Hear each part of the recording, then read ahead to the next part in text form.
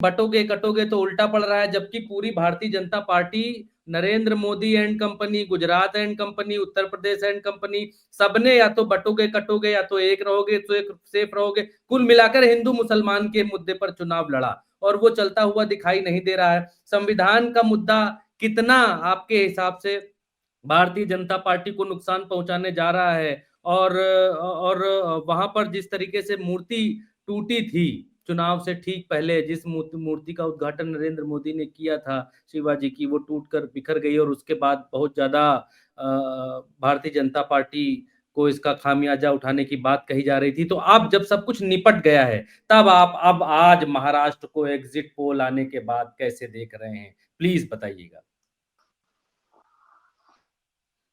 Mute हो गए sir, mute हो गए। जी जी, आवाज आ रही है? जी जी, देखिए भरत जी, जो महाराष्ट्र के हालात हैं वो आपने उस नारे का जिक्र किया, बटेंगे तो कटेंगे और एक रहोगे तो सेफ रहोगे, ये दोनों ही नारे हिंदू मुसलमान के लिए। लेकिन आप जरा क्रोनोलॉजी को देखिए, बटोगे तो कटोगे नारे को बीजेपी ने ही ध्वस्त किया, लेकिन एक सप्ताह तक कम से कम चलाया। हाँ। वो अजित पवार ने आलोचना की, पंकजा मुंडे ने आलोचना की, और उसके बाद मोदी जी का नारा आ गया कि एक रहोगे तो सेफ रहोगे। ये इस नारे को किसने ध्वस्त किया? कल राहुल गांधी की जो मुंबई की प्रेस कॉन्फ्रेंस है, उसमें एक रहेंगे सेफ रहेंगे, तो उस सेफ में से कौन निकला? अब वो सेफ के दो अर्थ हो गए, राहुल गांधी ने जो विश्लेषण किया। हाँ। एक सुरक्षित और दूसरा तिजोरी। जी। तो दोनों एक है, सुरक्षित है और तिजोरी भरी हुई है, तो दोनों की बैंड बज गई। उस नारे की, योगी जी के नारे को मोदी जी ने पीट दिया और मोदी के नारे को राहुल गांधी ने पीट दिया। और अंततः बात कहां पहुंच गई? बात पहुंच गई अडानी साहब पर।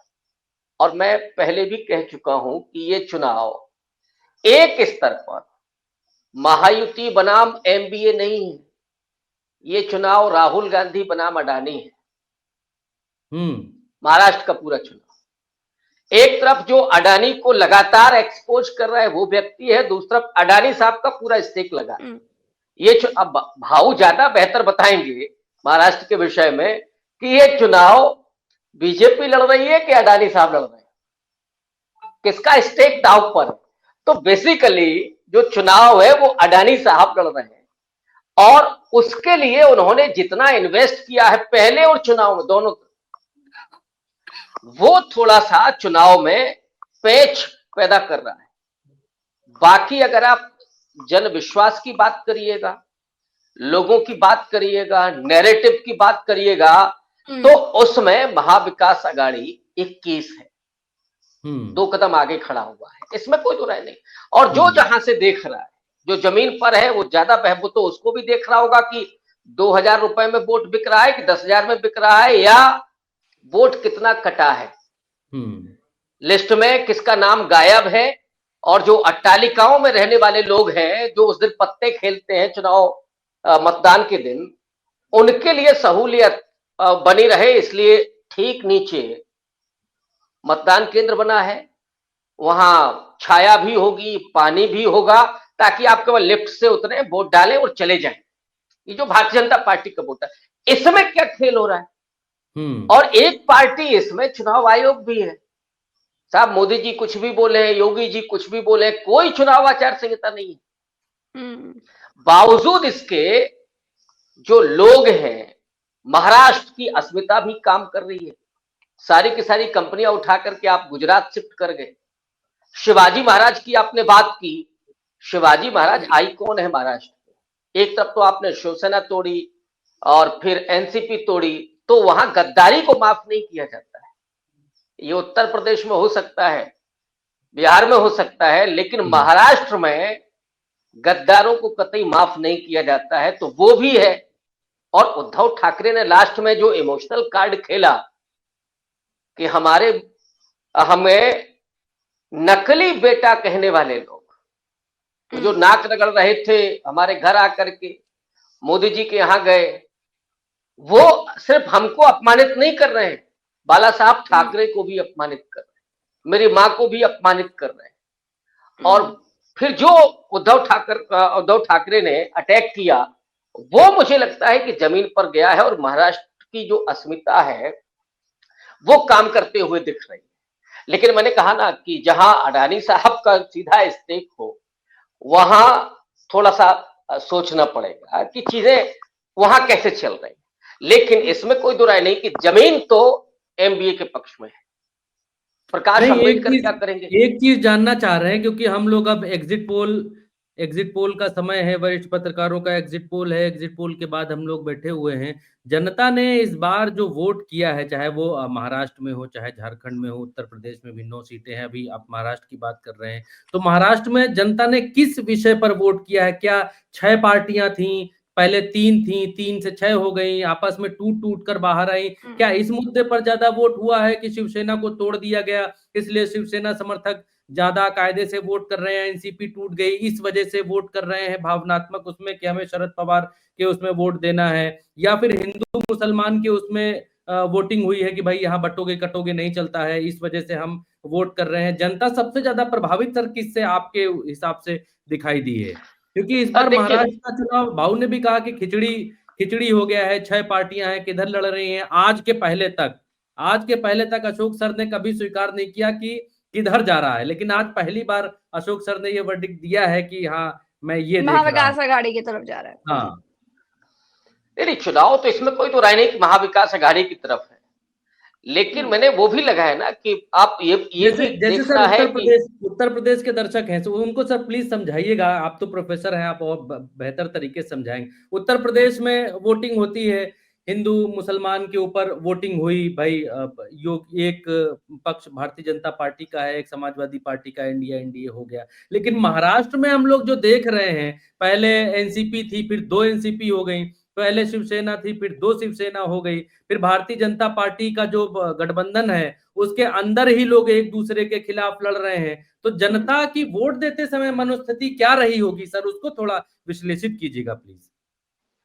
देखिए, हिंदू मुसलमान तो कार्ड लोकसभा में ही खत्म हो गया था। जब अयोध्या में बीजेपी चुनाव हारी, तभी ये तय हो गया कि नहीं अब ये नहीं चल सकता है। लेकिन जाति की पॉलिटिक्स बीजेपी करती रही है, वो इस चुनाव में भी उसने कोशिश की है कि वो वही करे।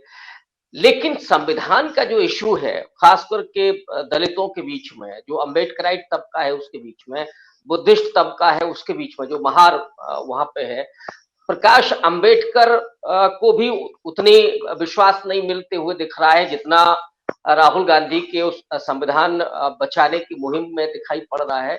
तो वो चीज है, इसमें कोई दो राय नहीं है कि ये संविधान का इशू बना है, लेकिन वो खास तबके में, इसमें खास करके जो दलित है या जो आपका माइनॉरिटी है और कुछ ओबीसी में भी। दूसरी तरफ मराठी अस्मिता का भी इशू बना है। कई मुद्दे हैं इस चुनाव में, ऐसा नहीं है कि केवल हिंदू मुसलमान, तो बिल्कुल नहीं।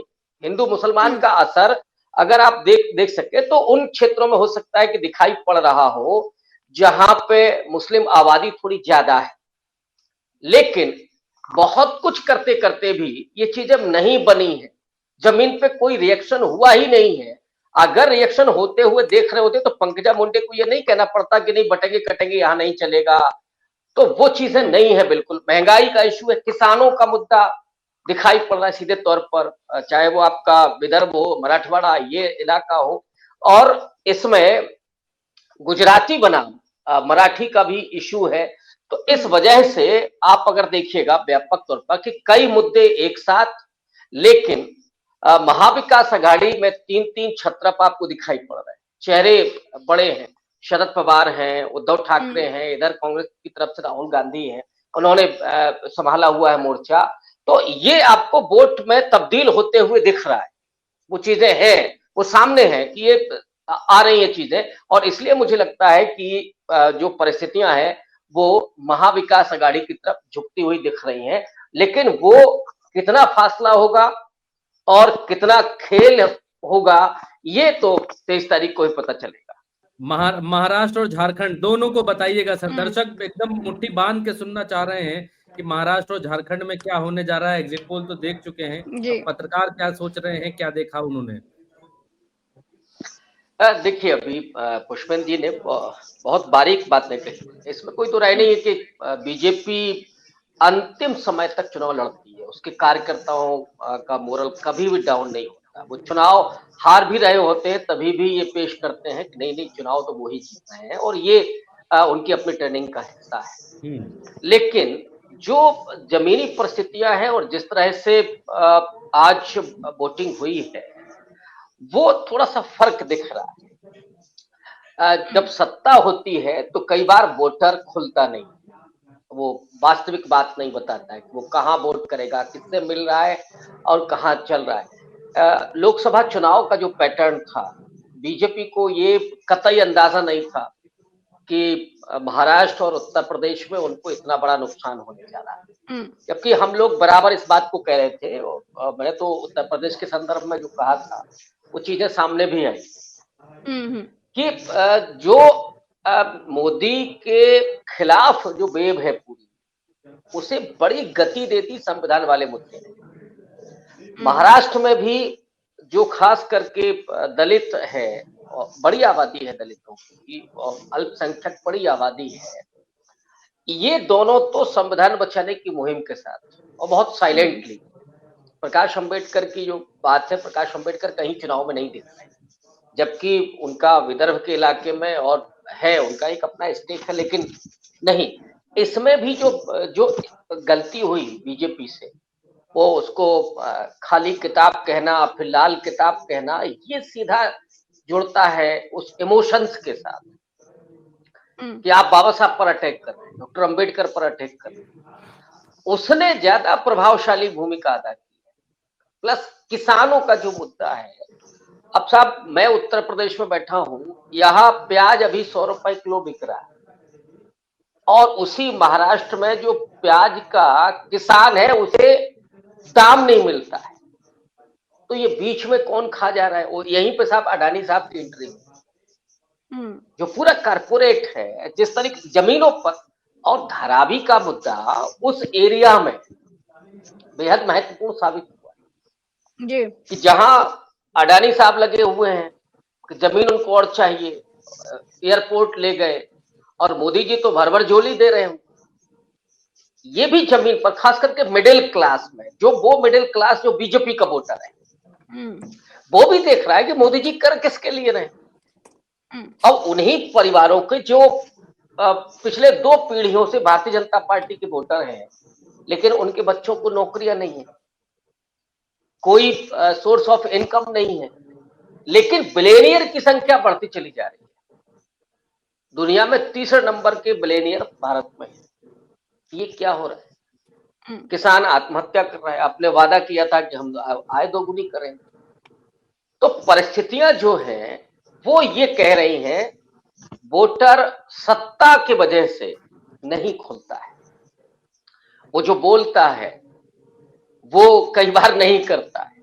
ये मैंने 2022 के चुनाव में भी देखा, उत्तर प्रदेश में या आपके लोकसभा चुनाव में भी लोगों ने देखा कि कोई नहीं सोच सकता था कि महाराष्ट्र में इतनी बुरी तरीके से बीजेपी हार गई। और वही मुझे अभी लग रहा है। हाँ, थोड़ी परिस्थिति आप कह सकते हैं कि ये स्टेट का चुनाव है, लेकिन महायुति के भीतर जो भीतरघात है वो एक दूसरे की ही टांग खिंचाई कर रहे हैं। क्या चाहेंगे एक नाथ शिंदे के हम सीएम ना हो? कह दिया था अमित शाह ने कि साहब अभी तो एक नाथ शिंदे हमारे मुख्यमंत्री हैं, कल क्या होगा? तो कल जो होगा फिर देखा जाएगा। तो देवेंद्र फडणवीस के लिए थोड़ी ना वहां बैटिंग करेंगे एक नाथ शिंदे। तो वो जो वर्कर है वो वर्कर भी बटा हुआ है ना। अजीत पवार का वर्कर क्या करेगा? अगर अजीत पवार की झोली खाली जाएगी तो वो वर्कर क्या बीजेपी के लिए काम करेगा? नहीं करेगा। और जो भाऊ ने बात कही थी कि कांग्रेस और बीजेपी आमने सामने होगी, बाकी कब क्या होने जा रहा है ये दिखेगा। लेकिन बावजूद इसके मुझे लगता है कि इसकी स्थिति आएगी नहीं।